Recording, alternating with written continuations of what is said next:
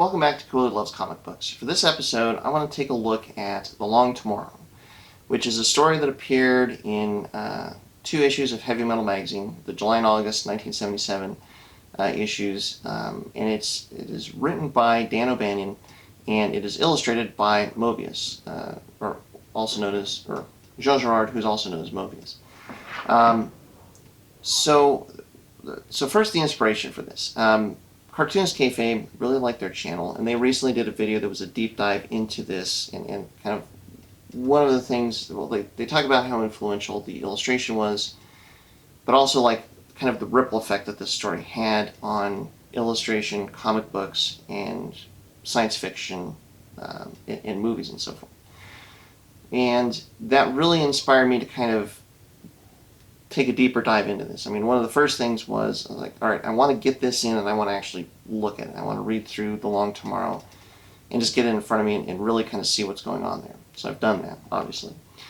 But then that inspired me further to take more of a look at Moebius and who he is and what he did. Because I was not, I mean, I've heard of Moebius. I actually kind of remember my friend Eric in high school mentioning some of the stuff that he did, but I never really looked into it. So in researching that, I found a 2-hour interview with Moebius that was recorded in 2010 that basically took a look at his whole career. And, you know, from before heavy metal up to this point and then going forward. And, you know, between the Cartoonist Kayfabe video and that and putting all those pieces together, it connected so many dots for me and actually drew a through line to a lot of the movies and stuff that I have loved growing up, that basically gave a connection where I never knew that there would be to a lot of these common science fiction movies, especially that I've loved through the years, and that just blew my mind. And you know, to go and read through Long Tomorrow, it's a really interesting story, and just to know what effect it has was pretty fascinating. So I wanted to make a video, kind of, you know, talk about what blew me away about it, and you know, give you some of these connections that you might appreciate as well, or want to explore further, and just just kind of get more of the word out about all of this. So there's a lot to Moebius's career before heavy metal, and I'll say that, you know, to get the full details, go and watch his interview. I mean, because they go really in detail, good detail about everything. But the very Cliff Notes version of it is, you know, he came out of art school in France as an illustrator, trained as an illustrator, and he and some of his friends, all they wanted to do was to make comic books. That was where their passion lay. And he worked on a lot of books and illustration, did a lot of illustration, but eventually he and some of his friends started publishing their own magazine. Well, in France, it was called Metal Hurlant, and it came out in 1974. Literal translation for that is Screaming Metal, but then in 1977, they started translating that magazine into English, and that's Heavy Metal. I think it's very significant that it's a magazine, because, you know, it's larger. There's a number of stories in every issue. It's not a comic book per se. It is a collection of stories every month. And, you know, the reason that they founded this is they wanted to really push illustration and push storytelling. It's called an adult fantasy magazine, and they're not kidding. It is absolutely for adults only. Sex and violence are very common subjects in a lot of the stories. It's a very high concept science fiction, high concept fantasy, and a really high level of art. And because it's a magazine, they can reproduce it in a very high quality. To The Long Tomorrow specifically, I mean, you look at these pages of this magazine, of the story, and it's gorgeous. Moebius has another character called Arzak that he drew or did stories of, and there's an Arzak story in the July issue as well. There's never any words, but it's just really high concept fantasy stuff, and it's just, I mean, the artwork is gorgeous. The reproduction of it in the magazine is really, really fantastic. So it's just as a thing, Heavy Metal magazine was really impressive. I guess I've heard of it. I mean, I'm sure probably like me, you're familiar with the movie Heavy Metal that came out, which is kind of related to this magazine, but not exactly. Apparently it wasn't entirely done with the blessing of the magazine or Moebius or whatnot. But it is definitely a really interesting thing that I was never really aware of. But again, to kind of hear about how significant it was going forward, it really kind of all makes a lot of sense. So, all right, so specifically The Long Tomorrow. So Moebius did the illustration, but the story is by Dan O'Bannon. And again, there's a lot more in the interview. There's another documentary that you might want to watch after this, which is Jodorowsky's Dune. So Moebius had come up and prior to launching Heavy Metal, or Metal Hurlant, he was hired to do the art direction on the film Dune that Alejandro Jodorowsky was trying to produce, or trying to direct. And that never came to fruition, but Moebius did basically all of the illustrations and the storyboards for a 6-hour version of Dune. And the visual effects director, visual effects director for that Dune is Dan O'Bannon. Very, that name probably doesn't ring a lot of bells. It didn't to me. Where they had found him was that he had done the visual effects for John Carpenter's Dark Star. But I would assume that when the two of them are working on this production of Dune, O'Bannon told Moebius this story that he'd been thinking about, and that ended up becoming The Long Tomorrow. Moebius asked him if he could illustrate it and put it in his magazine. O'Bannon said he could, and that's The Long Tomorrow. Now, after this point, O'Bannon actually, his career shifts and moves into writing. After trying to work on Dune, what he ended up doing is writing a short story and then working on the script for Ridley Scott's Alien. And he was pretty much involved in every version of Alien. After that, he was a writer on the 1990 Total Recall. He did a lot of work in science fiction movies after that point. So it's worth mentioning, and it's just interesting that kind of maybe at some critical changing point is the story they wrote of The Long Tomorrow. So The Long Tomorrow, as I'm watching Cartoonist Kayfabe talk about it, they mention how influential it is on William Gibson for the creation of, or for the writing of Neuromancer and the cyberpunk genre, and that was really interesting. But as I'm watching them talk about all of this, the two things that pop into my mind are Blade Runner and Fifth Element, because for one, the way that the future is depicted is very unique in this. Again, kind of for context, Heavy Metal. This issue of Heavy Metal magazine came out in July and August of '77. Star Wars, the first one, Episode 4, came out in May of '77. So right around the same time, you have Star Wars. That's this movie that redefines the science fiction genre, but kind of quietly in the background, you have this story that comes out as well, right at the same time.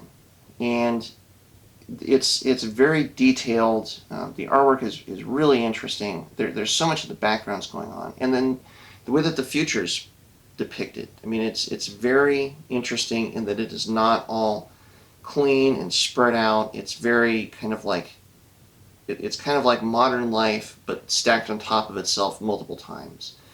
The world is depicted as living inside a moon or a planet, like going down, versus like not building up and spreading out. It's moving in and moving down, and everything is different levels and stacked on top of each other, and almost a sense of like a caste system a little bit in this world, and that was really interesting.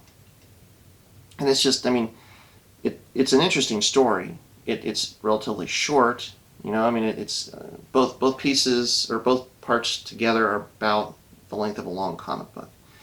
I'll mention, if you want to check this out, probably the easiest way to do that is Marvel did reprint some of Moebius's work in volumes, and The Long Tomorrow is in volume 4 of those.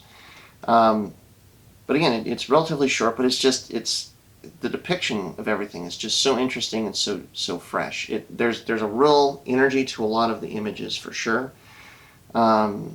It feels very cinematic, and it seems like, in listening to Jean Giraud's interview, the movies were definitely an influence on him. It is a very side note here. Like, it makes me wonder about French New Wave cinema, and I kind of can't see how that wouldn't have been an influence as well. But that's something that I'm going to explore a little bit further after this. But so there's a lot going on in France, in addition, in movies, in addition to what was going on here with illustration. But yeah, and then the story itself is basically a hard-boiled detective story. At its core, like, you could pick the story out and put it, like, set in the 1920s and 30s, and for the most part, it would all fit. I mean, it feels very familiar. I mean, you could almost see Humphrey Bogart saying some of these lines. But there's aliens, and it's set in the future, and there's some wild stuff that goes on in addition to that. And that's where, you have this kind of film noirish story, but then Moebius brings this futuristic element to it and stuff. It's pretty fascinating, and that's where Blade Runner. That's what hit me about it. Blade Runner is considered by a lot of people to be a film noir. Where you have a femme fatale. It's this, again, hard-boiled detective story that really feels like The Long Tomorrow. Now, so it's The Long Tomorrow is itself. I mean, it's a quick read. It's interesting, and it's a good story, but almost like it's the artwork and the feel of the world that is the real pull to me of this story more than anything, and apparently was to a lot of people. So I'll try to do this without rambling as best as I can. But the ripple effects from this story and from heavy metal go long, and that is the most fascinating aspect. So let's start with Blade Runner. So apparently it's very fitting that that this has a similar feel to Blade Runner. Ridley Scott apparently wanted Moebius to come and work and do art for Blade Runner. He was very aware of Moebius's work. Ridley Scott also came out of art school, so he was probably aware of Metal Hurlant, heavy metal. He was definitely aware of all that, and Moebius couldn't do it. But again, there's such a clear influence of The Long Tomorrow on Blade Runner. And honestly, like, if you go back and read the Philip K. Dick story, Do Androids Dream of Electric Sheep, which is what Blade Runner was supposed to be based on, there's a lot of details that are there, but it's like half of it. And if you read the Philip K. Dick story and then you read The Long Tomorrow, that paints a much fuller picture of where Ridley Scott was coming from for Blade Runner. There's a couple of shots, I swear, in The Long Tomorrow that were reproduced in Blade Runner. And I seem to remember somewhere I found an image of some of the Blade Runner storyboards, and there's an actual page of The Long Tomorrow on their storyboard sheet. I don't know if I can find it again, but I'd swear that it's out there. So it really has a similar feel. Now, what's wild to me is the reason that Moebius couldn't work on Blade Runner is because he was working on Tron. So both Tron and Blade Runner came out in '82. He was basically working on the art direction of the computer world in Tron, which I never necessarily would have put that together, but like, you start looking at Arzak, looking at some of the work that he did in Long Tomorrow, like his characters, and it totally fits with Tron. It totally makes sense now that I know that. Going forward from there, he did a lot of art design for Willow with Lucasfilm and George Lucas. He did, James Cameron contacted him, and he did a lot of the preliminary art design for the Aliens in the Abyss, which came out, I think, it was '89. And then The Fifth Element. So it makes total sense that the taxicabs in Fifth Element look like The Long Tomorrow, because Luc Besson, who's a French director, was very aware of Metal Hurlant, heavy metal, was a fan of the magazine, and was a fan of Moebius. And so he reached out to Moebius, and Moebius was the art director for The Fifth Element. So you look at The Long Tomorrow, and you look at The Fifth Element, and there's so many common commonalities there. The taxi cabs are just one of them. It's almost like The Fifth Element is Luc Besson's kind of inspiration of The Long Tomorrow as well. Total Recall, again, I don't think, knowing that Dan O'Bannon was a writer on it, I don't think that there's any mistake that there's a lot of similar feels to, that Arnold Schwarzenegger Total Recall and The Long Tomorrow. There's just a lot of similar feelings there, and it's just so wild to know that that Moebius worked on so many of those movies and was so influential to so many of those people, like Ridley Scott, Luc Besson, and so on. So it was just wild to kind of find that through line. So that's what I thought was just as interesting as Long Tomorrow is, and it is. It's just knowing that kind of was the spark that started a lot of these things, or had an influence on a lot of these things. It's very cool. Yeah, I mean, the last thing I will say is just, I've been curious about the shift in comic books that happened in the mid-'80s. I made a couple videos, obviously, about, the work that Frank Miller was doing, Alan Moore, Dark Knight Returns, Electro Assassin, Watchmen, those sort of things. Bill Sienkiewicz talks about how he really wanted to push his art. And he talks about doing the painted covers, the painted comics with Electro Assassin and so forth. And I distinctly remember an interview with him where he talked about going over and doing a Comic-Con in Europe and seeing a lot of what the artists and the writers in Europe were doing, and realizing that, these are the people that are going in the direction that I want to go. And this is just a hypothesis that I have, but seeing heavy metal and the format of it, all of a sudden, obviously it was influential enough to be translated in English and then released over here in the States. But this, that started in '77. If you look at some of the comic books that came out in the early '80s, the ones that I found to this point would be something like Vanguard Illustrated by Pacific Comics. Comes out in I think '82. There's a lot of comic books that start coming out in the very early '80s that are a similar format to heavy metal. They're definitely adult storylines and illustration. It really is. It feels like the same kind of format as heavy metal, and there's the other thing about them is that they're really pushing the quality of artwork. It's definitely not your standard 4-color newsprint. Something that is equally is expected to be seen in a Sunday paper as it would be in a comic book.